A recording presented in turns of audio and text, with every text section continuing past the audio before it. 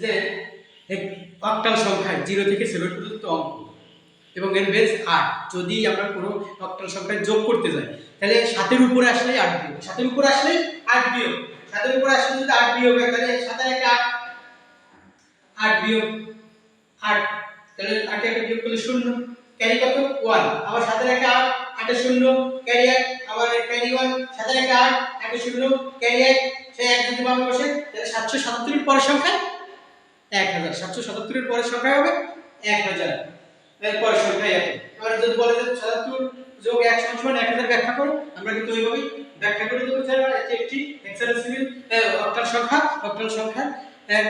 যোগ করলেই এর সাথে তাহলে 1000 হয়, কারণ 778 তো হতে পারে না, 779 হবে না, 80 হবে না, 7 আর 8 আর 9 তো যাবে না, এই জন্য 777 এর এই অক্টাল পরের সংখ্যাই হলো আমাদের